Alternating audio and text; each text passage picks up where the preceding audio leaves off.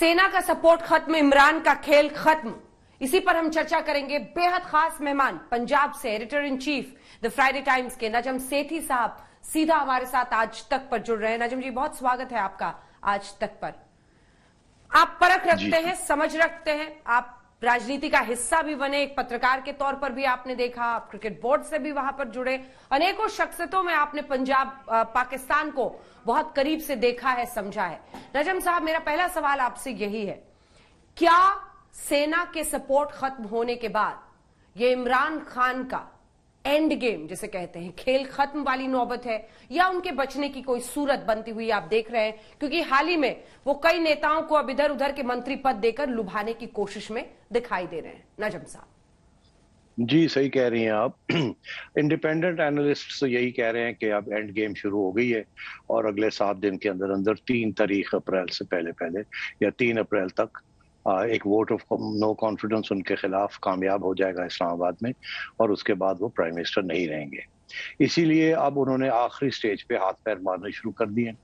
अभी उन्होंने 2-3 ऐसे कदम उठाए हैं जिसके साथ फिर थोड़ी सी कंफ्यूजन अराइज हो गई है कि क्या ये इतनी सिंपल सी गेम है या इसमें और कोई कॉम्प्लिकेशंस हो सकती हैं कि नहीं। एक तो उन्होंने जो एक अपने पुराने एलाइज थे एक पार्टी के जिनके पास 5 वोट्स हैं असेंबली, नेशनल असेंबली के अंदर, उनको तोड़ने की कोशिश की है और उनको चीफ मिनिस्टरशिप पंजाब की ऑफर की है, और वो मान भी गए हैं कि ठीक है, हम ऑपोजिशन की तरफ नहीं जाते, हम आपके साथ रहते हैं। मगर उनके अंदर भी अब फूट पड़ गई है। वो 5 वोट्स में से 2 वोट्स ऐसे लगते हैं कि वो खान साहब की तरफ जाएंगे और 3 वोट्स उनके अभी भी खिलाफ जाएंगे, तो वहां भी प्रॉब्लम्स बन चुकी है। इसी तरीके के साथ उन्होंने कराची के अंदर MQM एक और पार्टी है जिसके 7 वोट्स हैं, उनके साथ भी बातचीत शुरू कर रही है, उनको भी ब्राइब करने की कोशिश कर रहे हैं कि आपको गवर्नर ऑफ सिंध प्रोविंस बना देंगे वगैरह वगैरह वगैरह। तो ये बातें अपने आखिरी गेम पे ये फिर अब शुरू कर दी है उन्होंने किसी तरीके से रोकने को उसको। मगर अभी जब आप नंबर्स गेम में आते हैं तो नंबर्स गेम में वाजे है कि इनके अपने 20-25 लोग जो हैं, इनकी अपनी सियासी जमात के, वो तैयार हो गए हैं फ्लोर क्रॉस करने के लिए। उनमें से आधे ने तो टीवी के ऊपर आके अपने इरादे भी बता दिए कि हम गवर्नमेंट के साथ नहीं खड़े रहेंगे। मसला ये है कि अगर वो फ्लोर क्रॉस करते हैं तो फिर 2 सूरतें हो सकती हैं कानून के मुताबिक। एक तो आइन के अंदर लिखा है कि वो डी-सीट हो जाएंगे।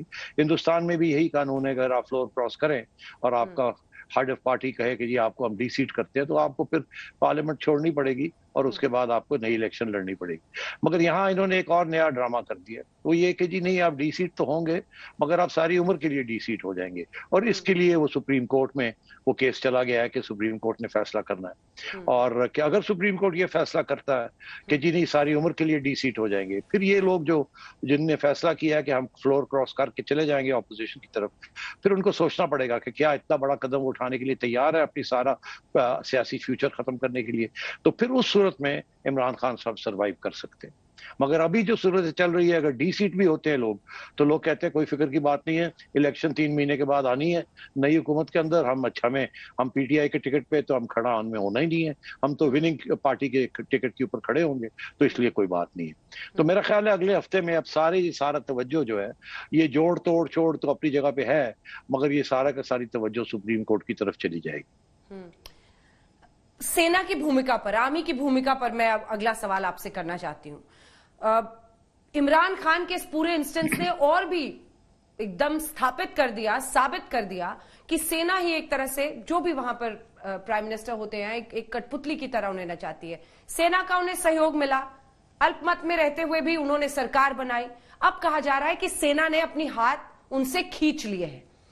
इस पर आपका मैं टेक चाहती हूं, और साथ ही एक सवाल जोड़ूंगी कि आखिर ऐसी नौबत क्यों आई, सेना उनके खिलाफ क्यों हो गई? नजम साहब देखिए, सेना का यहाँ उनके अंदर एक सोच थी कि नवाज शरीफ और आसिफ जरदारी, ये जो पुरानी सियासी जमातें हैं जो 30 साल से आ रही हैं जा रही हैं और कोई मसले हल नहीं हो रहे, और एक नई जो जवान पौध आ गई है पाकिस्तान के अंदर। 50% पाकिस्तान की आबादी जो है वो 18 और 30 साल की उम्र में है, और उनके अब नए तवक्कुआत हैं, वो तब्दीली चाहते हैं, और इसमें कोई शक भी नहीं था तो उन्होंने सोचा कि इमरान खान एक ऐसा नेशनल हीरो है, उसको साथ लिया जाए, उसको सपोर्ट किया जाए। और ऐसे इसी तरीके के साथ वो इस इमरान खान को सपोर्ट करके कुछ इलेक्शन के दौरान, कुछ इलेक्शन से पहले और कुछ इलेक्शन के दौरान सपोर्ट करके उन्होंने उनको प्राइम मिनिस्टर बना दिया। उनकी उम्मीद ये थी कि खान साहब जो है, एक तो करप्शन नहीं होगी, क्योंकि खान साहब 20 साल से करप्शन के खिलाफ एक मुहिम चला रहे हैं, एक जिहाद चला रहे हैं। तो उनका ये ख्याल था कि जो भी ये टीम इकट्ठी करेंगे उसमें करप्शन तो नहीं होगी, क्योंकि ये तो करप्शन के खिलाफ है और एक अच्छी बात होगी ये। दूसरी बात ये कि खान साहब खुद जो है वो करप्ट नहीं है और पढ़े लिखे हैं, ऑक्सफोर्ड के पढ़े हुए हैं, अंग्रेजी ठीक ठाक बोलते हैं, दुनिया में इनकी शोहरत है, रीजन के अंदर भी इनकी शोहरत है।